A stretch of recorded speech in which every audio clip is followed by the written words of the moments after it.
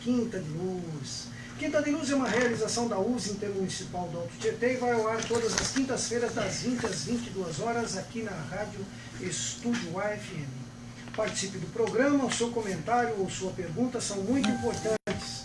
Mande-nos uma mensagem. O WhatsApp da rádio é 011 São Paulo 98965 9829. Vou repetir. 98965 9829. Curta a nossa página no Facebook, no endereço facebook.com/mojiusei. Ali você vai encontrar todos os programas que foram gravados aqui ao vivo e estão ali para você poder retomá-los e escutá-los. O José de Jesus tinha uma pequena proposta para nos fazer. Diga aí, José, a respeito do terceiro bloco. A respeito da pergunta do Márcio, uma criança de 4 anos, se ela tem tendências a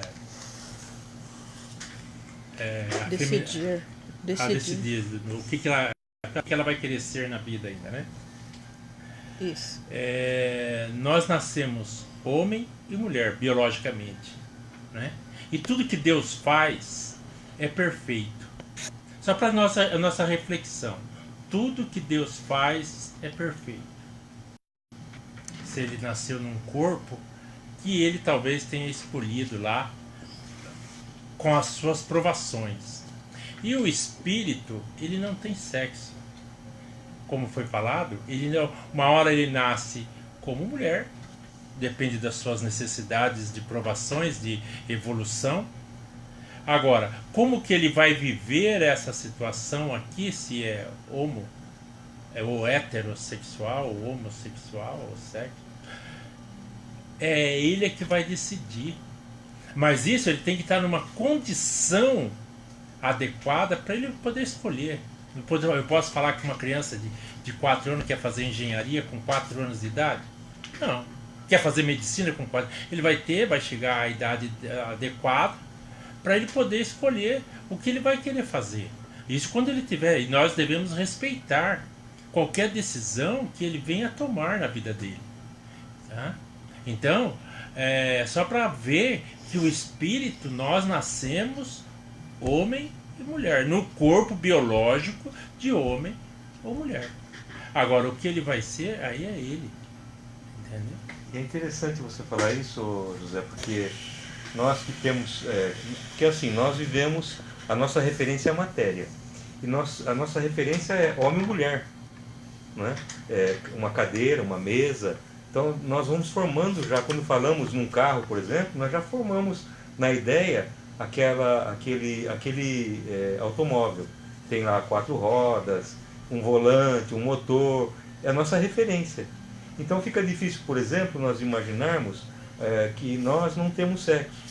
Mas a lógica nos diz que não temos. Porque nós não precisamos, como espíritos livres da matéria, procriar.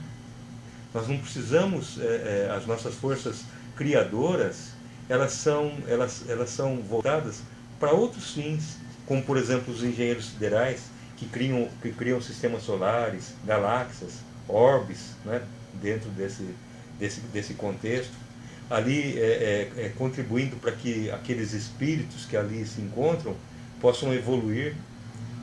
Então, quer dizer, na verdade, esse assunto ele é bastante extenso, né, para a gente comentar em 5 minutos. Mas é um assunto interessante, como nós já dissemos. A gente vai abordar isso no tema livre. Assim como da nossa amiga Ana Lúcia, que ela está fazendo uma pergunta, daqui a pouco a gente fala sobre isso. Vamos para a leitura. A Ibelize, nesse 4º bloco, apresentamos o programa falando da Casa Espírita. E a Ibelize vai fazer a leitura para nós. Sim. No programa passado, falamos que os trabalhos espíritas devem ter sempre a presença dos espíritos. E para que isso seja possível, frisamos a necessidade da criação e manutenção dos trabalhos teóricos, através de escolas de educação e de desenvolvimento mediúnico, bem como da oportunidade que os dirigentes de trabalhos devem dar aos médiuns iniciantes nas mesas mediúnicas. Hoje falaremos da casa espírita quanto às relações entre seus frequentadores. Nós espíritas, quando estudamos e praticamos o espiritismo em sua essência, vemos que a fraternidade é a tônica do verdadeiro cristão. Ver-se como igual aos demais semelhantes é imperioso, até porque, embora nossa constituição seja de individualidades, Deus criou os seus filhos para a desigualdade. Não criou. Deus não criou seus filhos para a desigualdade. Sabemos que não devemos nos colocar em condição menor que as de nossos irmãos, porque isso é sintonia de complexo de inferioridade. Porque isso é sintoma de complexo de inferioridade. Contrário, senso de superioridade. Aprendemos no Espiritismo que devemos ser gentis para com todos, que não devemos dotar de privilégios aqueles mais abastados que frequentam a casa espírita, dando-lhes os lugares de destaque ou a primazia no recebimento de passes, em detrimento daqueles que chegaram ao centro em um momento anterior e que não gozam da mesma condição financeira. Temos ciência de que a união é o melhor caminho para o progresso da casa e que tudo deve ser decidido por maioria e levado a cabo. Aqueles cuja opinião é contrária e que por isso fazem parte da minoria devem envidar todos os esforços para auxiliarem na concretização do que foi decidido, se quiserem ver o bem do grupo e a ascensão do centro. Na postura política no seio da casa espírita, como em qualquer outro lugar, deve ser de lisura no trato com as pessoas, sempre desejando o bem comum. Então, vamos aos comentários. Mas existe isso da casa espírita mesmo? Né? De ter, assim, digamos assim, uma preferência? Né? Não pode ter, né? Não há possibilidade de ter, assim, de uma pessoa humilde, de uma pessoa que tem, assim, que chega com aqueles colares, com uma roupa boa. Será que tem? Não existe, né? Não deveria existir, né? Mas existe. Infelizmente existe porque nós somos seres falíveis. Mas devemos combater essa condição. Nós devemos nos ver sempre como iguais, independente das condições materiais que temos. Até porque nós já falamos aqui, temos falado sempre que nós somos espíritos. O José acabou de falar. Nós somos espíritos em evolução. Sequer temos sexo. Não é isso? Foi o que ele disse lá.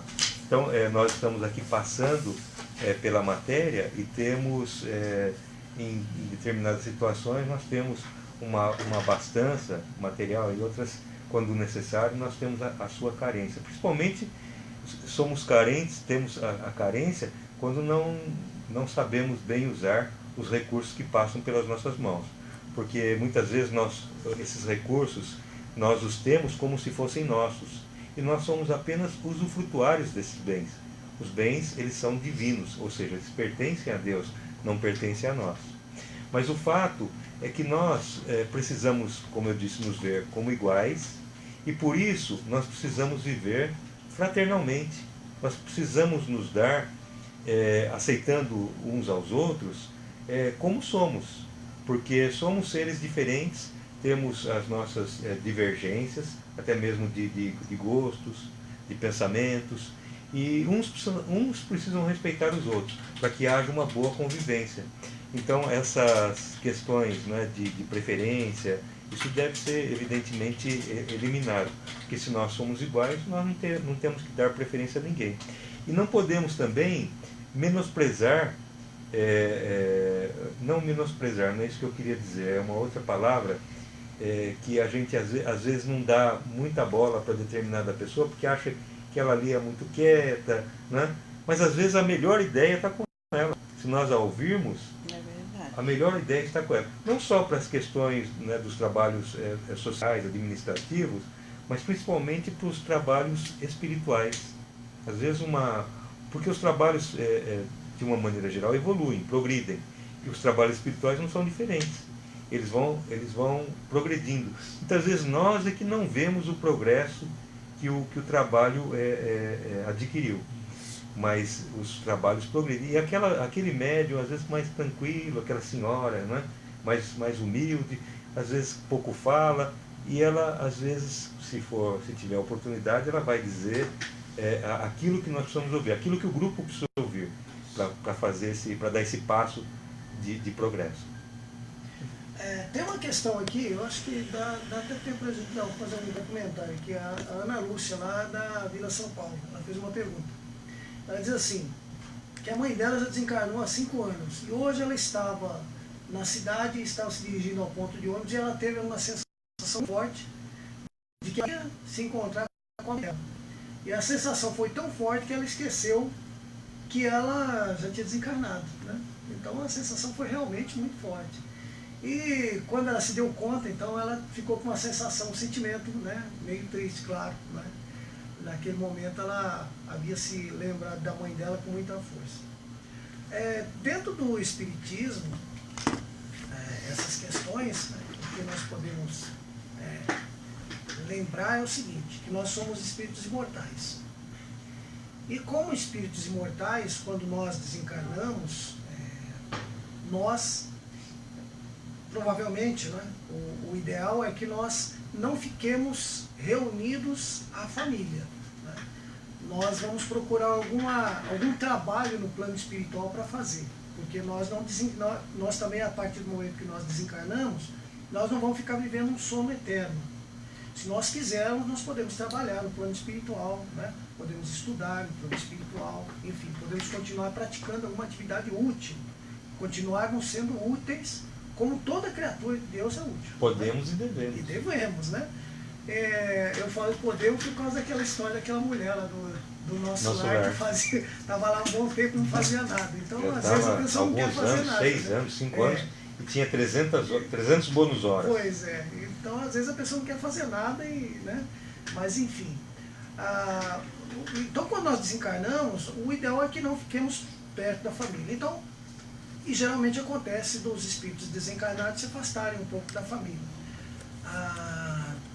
Ocorre que nós continuamos existindo no plano do espírito, sem o corpo físico.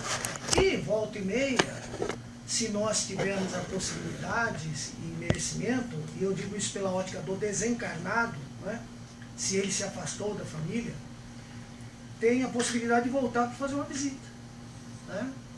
Então, em um determinado momento, aquela saudade que é normal, natural entre as criaturas que se amam e que é salutar, é saudável, né? Não aquela saudade chorosa, que choca, que leva à depressão, não. Lamentosa. Aquela saudade que traz aquelas lembranças dos momentos felizes que nós vivemos em conjunto, dos ensinamentos que recebemos da pessoa, principalmente sendo a mãe, né? Dos conselhos, enfim. E é isso que nós temos que guardar. Isso nos dá realmente uma saudade. E pode acontecer de que os seus pensamentos vinculados aos dela, né, levaram a possibilidade dela de fazer uma visita. E essa visita, quando ela fez essa visita, muito provavelmente você estava andando na rua e ela te abraçando, né, em espírito, andando abraçada com você, ou pegando a sua mão, como fazia quando vocês estavam próximas. E você então teve essa sensação da presença da criatura amada. E ela estava, muito provavelmente, junto de você mesmo. E, claro, não pode ficar o tempo todo, né? De repente ela ainda passou o dia todo com você, mas você passou aquele primeiro sentimento de presença, né? E você voltou, porque assim, nesse momento que você sentiu essa presença, o que aflorou em você foi o teu lado espiritual. Né? Aflorou o teu lado espiritual. O seu perispírito sentiu o contato da sua mãe. Né? E aí, de repente, você voltou para o mundo físico com mais força. Você, não, peraí, minha mãe já desencarnou. Né? E aí, se desligou. teve esse desligamento. E aí você ficou com aquela sensação de perda novamente, não é? Mas muito provavelmente sua mãe ficou mais tempo com você do que esse breve instante. Porque se ela veio te visitar, a gente sabe que às vezes a visita demora um dia inteiro. Então pode ficar tranquila que a sua mãe voltará mais vezes. Sem dúvida. Exatamente. E quantos espíritos não nos acompanham, né? Eu tive a felicidade de saber, quando eu trabalhei na Casa Cauê, que fica aqui em Suzano, da tia Vera, né? Que também é a participante, né? Da USE. E eu levei uma amiga minha para lá, né? Uma amiga que eu tinha sonhado com ela, que desencarnou com a doença que ela tinha lá, câncer, né? Palavra que a gente não gosta de falar, mas tudo bem. E eu passei na entidade e a entidade falou se eu não senti nada, né?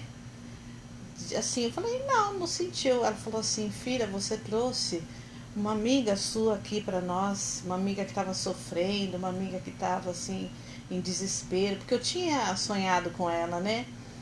E ela falou que ela viu em mim alguma coisa, né? Não sei, é porque eu estava trabalhando na época, e ela resolveu me seguir, e ela me seguiu até o centro espírita lá da tia, né? Da Cauê. E ela tá lá fazendo um bom trabalho, graças a Deus, né? Que Deus ilumine ela.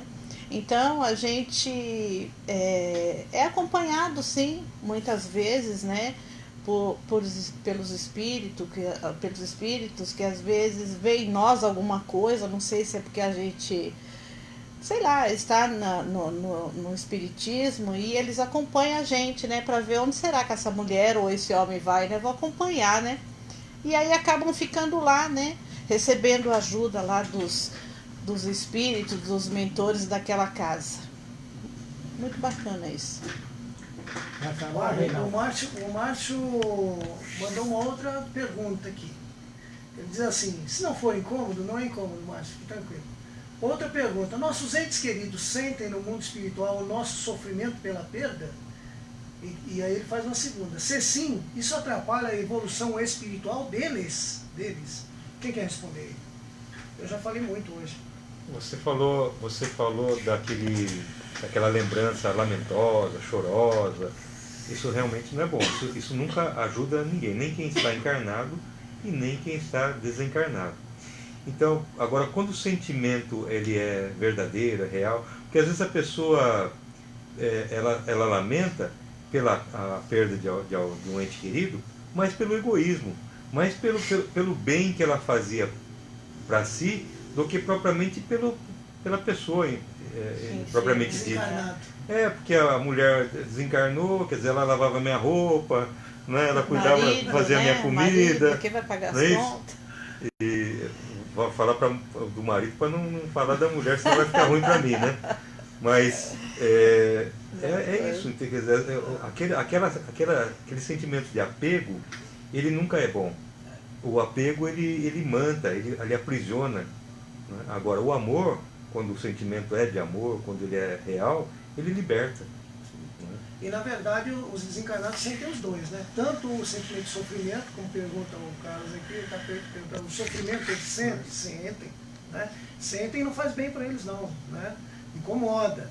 E dependendo do estado de espírito evolutivo que ele tenha, isso incomoda muito e chega a atrapalhar. A gente tem um caso que a gente lembra, não sei se está no terceiro livro do André Luiz, eu não me lembro agora o nome da personagem, acho que é Vieirinha, o nosso Vieira, uma coisa assim, que ele tinha desencarnado e ele estava sentindo alguma, de vez em quando ele tinha umas tosse, alguma coisa assim, porque ele lembrava, a família lembrava dele naquela última condição, né?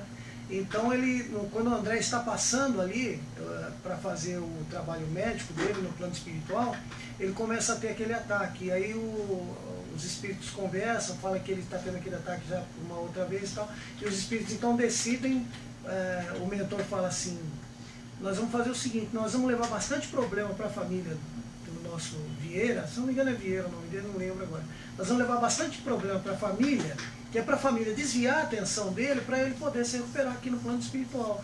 Porque eles estavam pensando tanto nele, e naquele último momento, que estava atrapalhando o restabelecimento, né, dele no plano espiritual. Então os espíritos bondosos resolvem levar problema para a família, que é para a família desviar o pensamento para outras coisas. Isso, inclusive, às vezes atrapalha até mesmo no desencarne.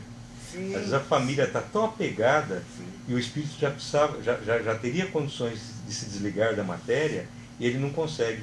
No Ramatiz, no livro Medicina dos Médicos, como chama? Aquele livro? Me fugiu o nome agora, depois eu lembro. Ele fala de uma situação como essa. Ele visita uma família e o médico dizia, poxa, ele já está, né, em condições de desencarnar, ele já está bem com as energias bem físicas, né, bem extinguidas ou extintas, e já era, em condições normais, já era para desencarnar. Aí o Hercílio Mais, com o grupo dele, pega e pede licença para a família, vai e aplica passes naquele enfermo, e aqueles passes revigoram o enfermo. E aí ele parece que de uma hora para outra melhorou. E aí a família, vendo aquela melhora, já conseguiu inclusive deixá-lo. Já foram para os seus quartos, foram dormir e deixaram livre para desencarnar aquele senhor. Tem um relato assim no livro do André, Desencarnação de Dimas. Dimas, exatamente. Foi uma reencarnação, ele era espírita, era médium, mas muito apegado e excessivamente apegado aos problemas familiares. Exato. Bom, muito bem. Nós estamos, infelizmente, eu sei que está todo mundo falando, né, que pena. Mas nós estamos chegando aqui ao final. Né? Pelo menos é o que gostaríamos, né, que fosse. Né? Agradecemos a participação de todos os nossos ouvintes queridos, né, que mandaram perguntas para nós, foram extremamente participativos hoje, agradecemos muito. Continuem assim, né? Então, E nós vamos, vamos, né, as casas. E nós vamos para as despedidas, né, de hoje. Nós chegamos ao final de mais uma edição do programa Quinta de Luz, A Vida em Trânsito, que vai ao ar todas as quintas-feiras, das 20 às 22 horas. E nós aqui visamos aproximar você, querido ouvinte, dos ensinamentos de Jesus à luz da doutrina espírita. Agradecemos a sua audiência e principalmente a sua participação. Agradecemos também o apoio técnico aqui da nossa Juliana, que está aqui comandando aqui os nossos botões. Aqui, quem está nos assistindo pelo Facebook já está vendo ela por aqui. E nós vamos então para as despedidas. Vamos lá? Começando aqui pelo nosso Alberto.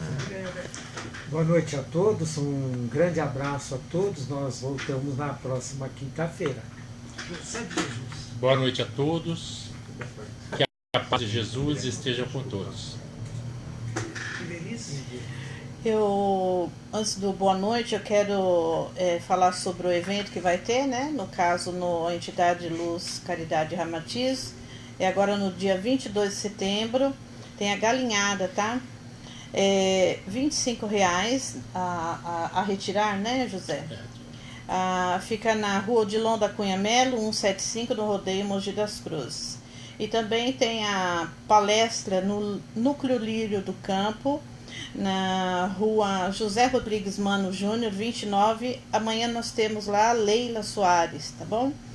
E boa noite para todos aqui e boa noite para você que ficou conosco até esse presente momento. Até a semana que vem. Lembrando que a semana que vem tem André Marosso, tá? Sim, nós vamos tá bom? sobre isso ainda antes do final. Vai lá. Eu também agradeço aos ouvintes e até o próximo programa. Boa noite. Só para encerrar, então, a semana que vem, ele já deu a palhinha ali, teremos aqui o André Marosso, que é um cineasta. Entre outros filmes, ele já fez o filme dos Espíritos, o filme Causa e Efeito, Nos Passos do Mestre. Ele tem palestras aí no YouTube muito interessantes, estará aqui conosco. Gostaríamos de convidar todos os ouvintes para participar. Falando, inclusive, desse próximo filme, que é sobre Paulo de Tarso. Paulo de Tarso, muito bem, é o próximo lançamento dele. Boa noite, Juliana. Boa noite. Senão o pessoal não sabe que você está aqui. Boa noite, gente.